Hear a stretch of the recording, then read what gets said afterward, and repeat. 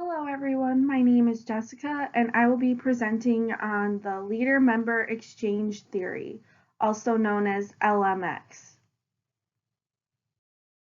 So here's a brief outline of what I'll be going over today. So I'll first go over what is the Leader-Member Exchange Theory, the history of the theory, the dyadic relationships, leadership making, how it works, strengths, criticisms, examples, and then the relationship to dietetics. So what is the leader-member exchange theory? LMX takes another approach and conceptualizes leadership as a process that is centered on the interactions between leaders and followers. This is a direct quote coming out of the textbook on explaining what this theory is. So this theory focuses on dyadic relationships, and so the picture in the bottom right-hand corner is kind of an example of a dyadic relationship. You have your leader and your follower.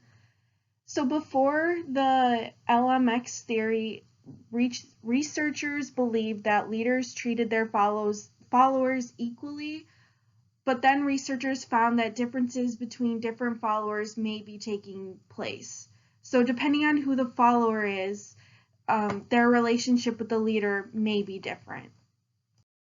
So for the history of the leader-member exchange theory, it was first called the vertical dyad linkage theory, and that was by Dansereau, Grain, and Haga in 1975. They first kind of came up with this theory. And then with more research, they found that there are in-groups and out-groups, which I will go over all of this in later slides. And so because of this founding of the in-groups and out-groups, it became the leader-member exchange theory. So now current research is being conducted to see the effectiveness of the leader-member exchange theory. So the focal point of the leader-member exchange theory is dyadic relationships. So dyadic relationships focus on the interactions between leaders and followers. And vertical dyads are linkages that connects a leader with each of their followers. So in the bottom right-hand corner, I have a picture that just shows a dyadic relationship. L standing for leader and S as the follower, and just showing that it is a back and forth relationship. That's what makes it dyadic, is that it's not just a one-way communication, it's two ways. So it's leader to follower and follower to leader. And then there's also two types of vertical dyads, which are the in-groups and the out-groups. And in the bottom left-hand corner, I have a picture of an in-group and an out-group. So again, the leader and the follower, and they have communication both ways. So a leader communicates to the follower and a follower communicates to the leader. With the in-group, you might see that there are numbers associated with both of the pictures, but in the in-group, it's +3, which indicates a high quality relationship, and on the out-group, a 0 is equal to a stranger.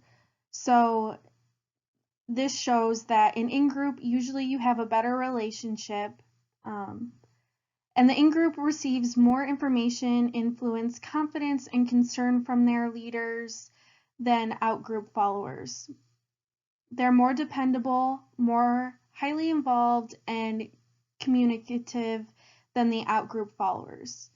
In-group members are likely to have extra things for their leader, so they might contribute and then their leaders will then help them in return. And out-group members are less compatible with their leader and usually just come to work to do their job and go home, which is why they would have a 0 and are more like a stranger.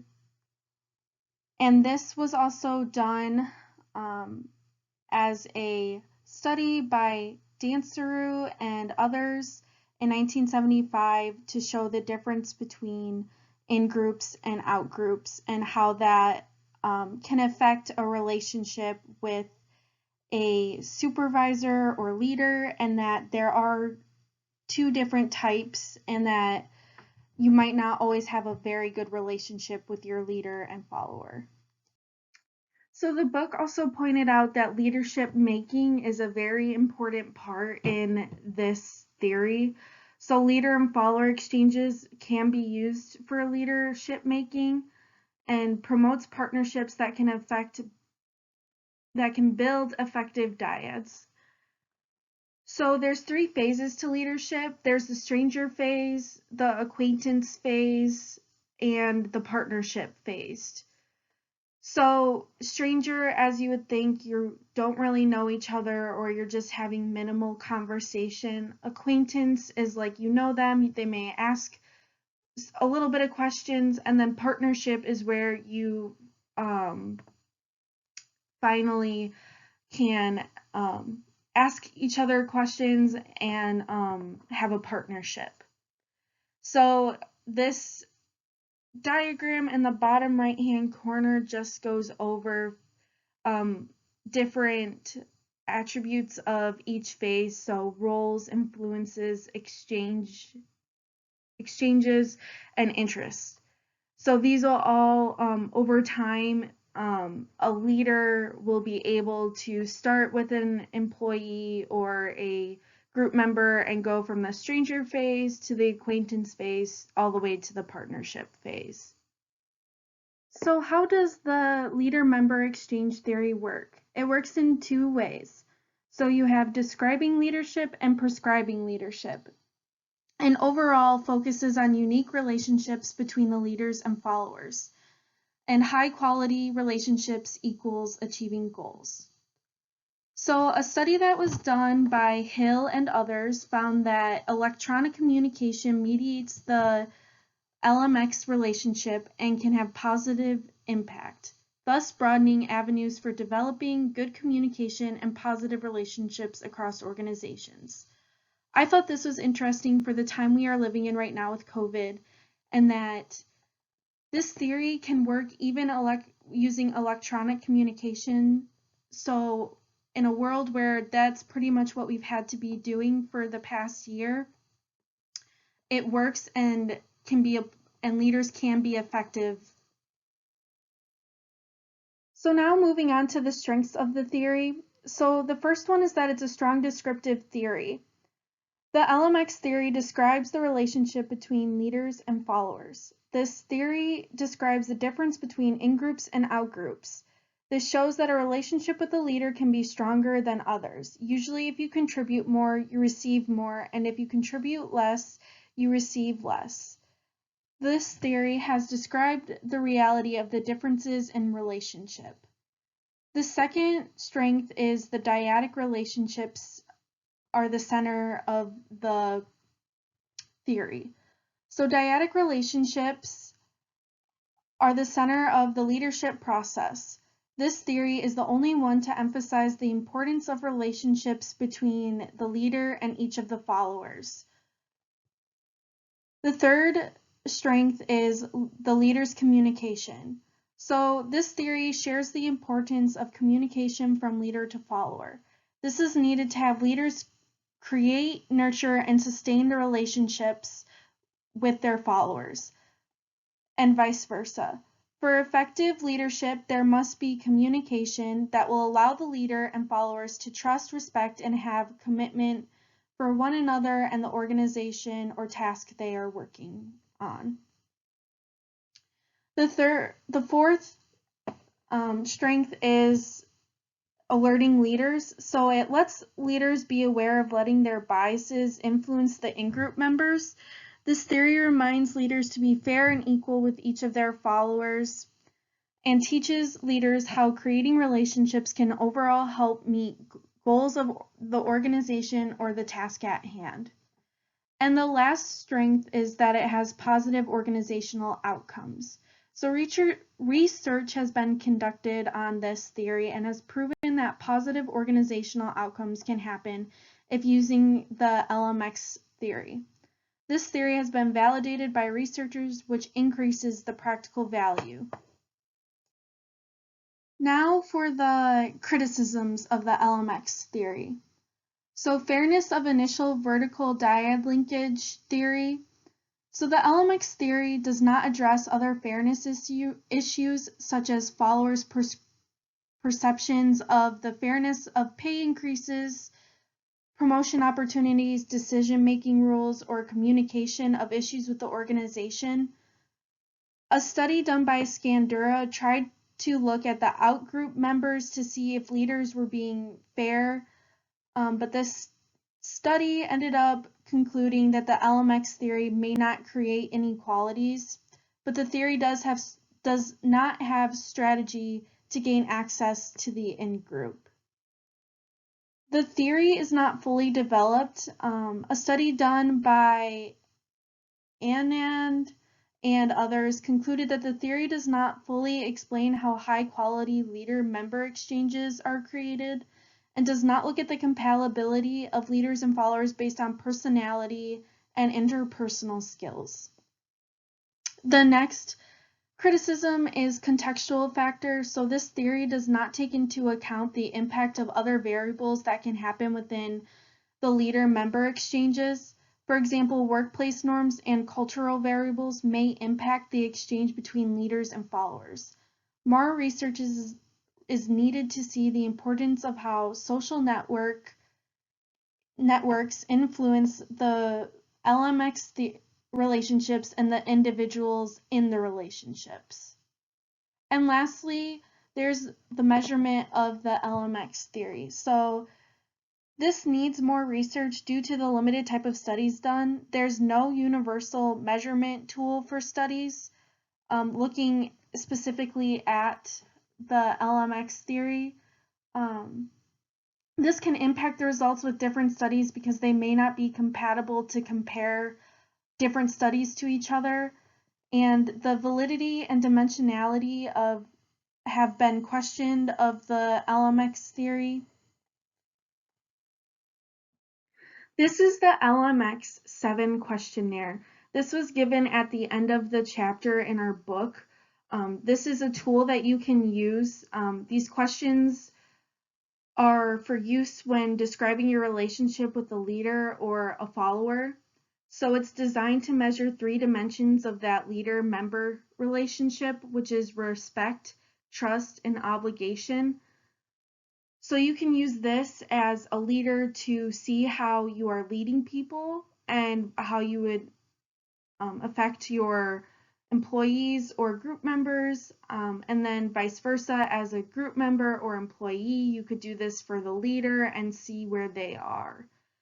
So the scoring interpretations are very high is a 30 to 35, high 25 to 29, moderate 20 to 24, low 15 to 19, and very low is 7 to 14. So now for some examples of using the leader-member exchange theory. So my first example, this study had to do with the food service industry. And so the purpose of the study was to determine the effect of leader-member exchange theory on helping coworkers and job dedication and their role clarity. So the design of the study was frontline employees in 31 food service establishments. So these consisted of independent restaurants, multi-unit restaurants, banquet services in hotels, and dining services in senior facilities. And each manager was mailed survey packets to be completed. Some of these were mailed to previous managers, and employees were asked to complete them. They were sealed before they were given back to the manager, so the manager could not see the results of what the employee said, and then managers mailed them all back, and the data was analyzed from that. So looking at the picture on the bottom right, it is a little map that has the leader-member exchange and how that directly impacts job dedication and helping coworkers. And then they also were looking at how leader-member exchange theory and how the service role clarity then affected the job dedication and helping coworkers.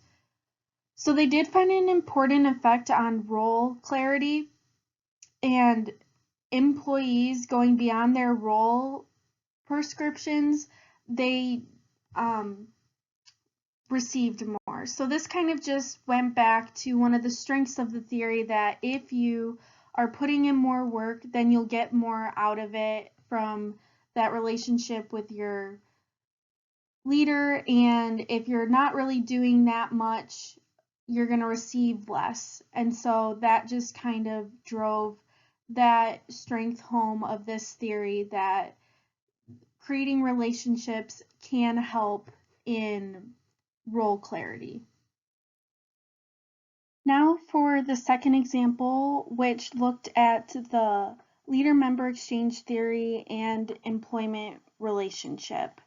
So the employee relationship is a process that companies use to effectively manage all interactions with employees, ultimately to achieve the goals of an organization, or in other words, it's a process a company uses in order to manage every single interaction with their team.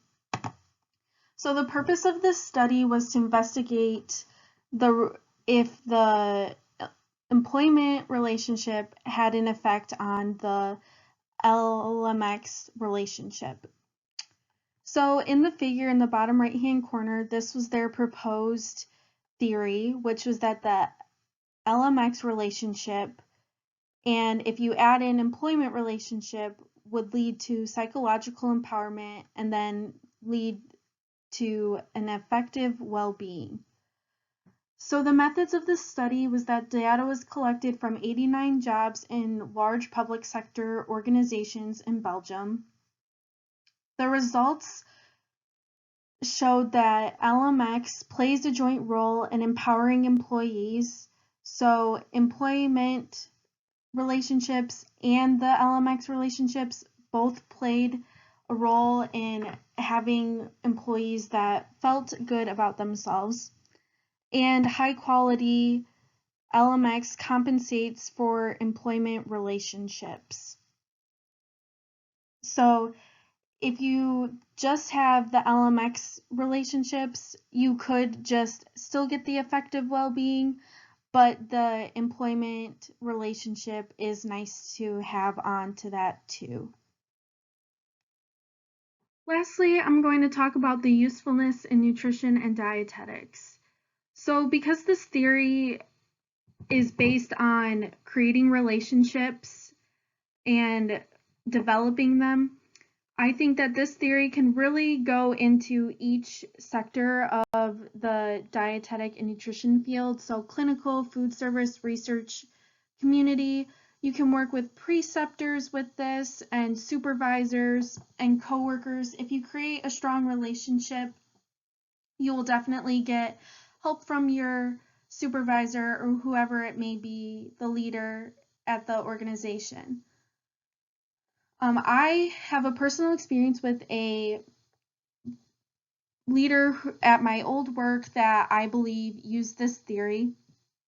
I worked at a small hospital in Des Moines, Iowa. It was called Broadlawns Medical Center, and we had a very diverse staff that people came from all over the world, such as Bosnia and Africa. And so this came to be a problem with communication because of accents and trying to understand each staff member.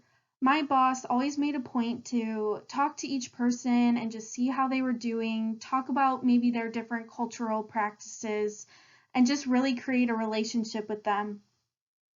And she would always ask if you had any questions or needed anything before she had left. She really created a strong relationship with each staff member.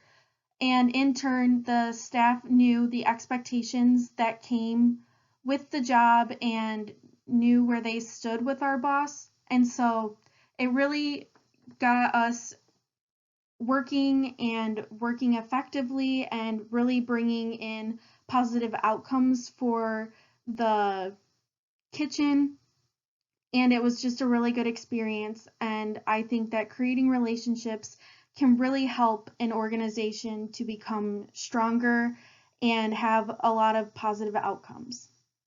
These are my resources. Here's the rest of my resources. Thank you for listening. Have a great day.